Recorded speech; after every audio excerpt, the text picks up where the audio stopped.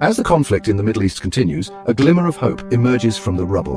Hamas, the militant group controlling Gaza, has proposed the release of more hostages held since their October 7th attack on Israel. This proposal comes amidst intense negotiations with Israel for a ceasefire, a desperately needed reprieve for both sides caught in this deadly cycle of violence. Adding to the complexity of the situation, Israel has launched a new offensive in Gaza, targeting areas they say are used by Hamas. The timing of this offensive, juxtaposed with the ongoing ceasefire talks and hostage release proposal, raises critical questions about the potential for peace and the safety of those trapped in the crossfire. Former US President Donald Trump has announced his intention to call Russian President Vladimir Putin on Monday. The stated goal of this conversation is to broker an end to the ongoing war in Ukraine, a conflict that has spiraled into a humanitarian crisis with global implications. Trump, using his signature blunt language, described the situation in Ukraine as a bloodbath that needs to stop.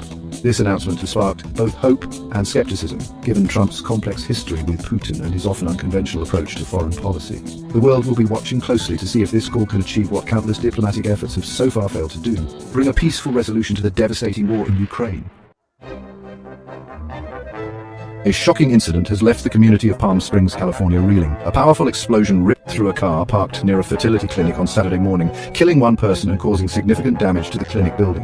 The blast sent shockwaves through the neighborhood, leaving residents shaken and searching for answers. Law enforcement officials are treating the explosion as suspicious and have launched a full-scale investigation to determine the cause and identify any potential suspects. The proximity of the explosion to a sensitive location like a fertility clinic raises concerns about the possibility of a targeted attack, and authorities are exploring all possible angles.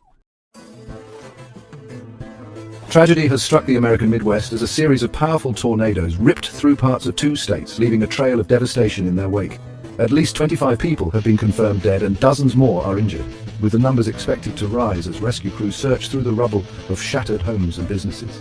The storm struck with terrifying speed and ferocity, leaving communities little time to prepare. First responders are working tirelessly to locate survivors, provide medical aid, and restore essential services to the hardest hit areas.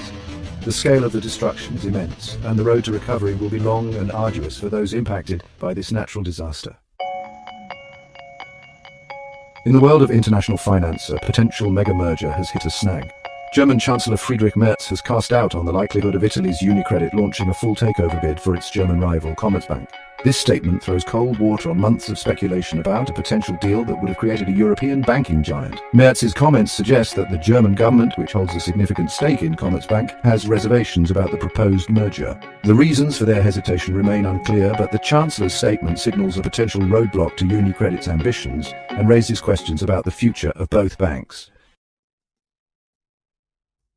In a move that sent shockwaves through global markets, credit rating agency Moody's downgraded the United States sovereign credit rating. The agency cited concerns about the nation's ballooning debt, which has surpassed $36 trillion, as a primary factor in their decision. This downgrade could have significant ramifications for the US economy, potentially leading to higher borrowing costs and increased financial instability.